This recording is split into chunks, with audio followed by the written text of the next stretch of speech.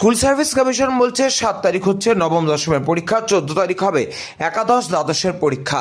17 September পরীক্ষায় বসছেন 3,19,919 জন চাকরি প্রার্থী। রাজ্যে মোট পরীক্ষা কেন্দ্র থাকছে 635। এসএসসির হাতে ভাগ্য নির্ধারণ হতে চলেছে 5,65,000 চাকরি প্রার্থীর। এবারের পরীক্ষার জন্য আরও তৎপর স্কুল সার্ভিস কমিশন। করা হয়েছে বেশ কিছু পদক্ষেপ। অ্যাডমিট কার্ড থাকছে বারবার, শুধু অ্যাডমিট কার্ড নয়, সচিত্র পরিচয়পত্র অর্থাৎ ভোটার বা আধার কার্ড নিয়ে পরীক্ষা শুরু 2 ঘন্টা আগে পরীক্ষা কেন্দ্রে পৌঁছতে হয় চাকরি প্রার্থীদের। সেলফ অ্যাটেস্টেড আধার বা ভোটার কার্ডের জেরক্স নিয়ে যেতে হবে। 12টা থেকে শুরু হয় পরীক্ষা, পৌঁছতে হয় 10টার মধ্যেই। উত্তর চব্বিশ পরগনা কুমুদিনী উচ্চ বালিকা বিদ্যালয় ও বনগাঁ হাই স্কুলে দেখা গেল সেই চিত্র। পরীক্ষার্থীদের পরীক্ষা দিতে ঢোকার আগে দেখা গেল একটাই চিন্তা, পরীক্ষা যেন স্বচ্ছভাবে হয় এবং এই পরীক্ষা আগামীতে কোনোভাবেই বাতিল বলে যেন ঘোষণা না হয়।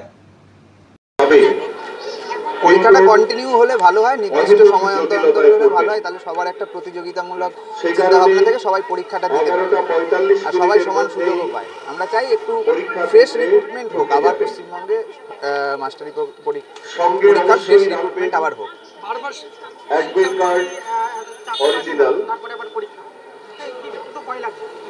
ভয় লাগার পড়াশোনা এবং নিয়োগটাও যেন সুস্থ স্বাভাবিকভাবে হয়, দুর্নীতিমুক্ত নিয়োগ হয়। সে তো অবশ্যই, এত মানুষের চাকরি চলে গেল, তারপরে যে দুর্নীতি হবে না তার তো কোনো মানে নেই। তো সরকারের কাছে এটাই আবেদন, যাতে দুর্নীতিমুক্ত পরীক্ষাটা হয়, সবাই যেন সুস্থভাবে আমরা চাকরিটা পাই, সেটা সরকারের দায়িত্ব। না, আমি দ্বিতীয় রামকৃষ্ণ দাস, বাড়ি বাগদা।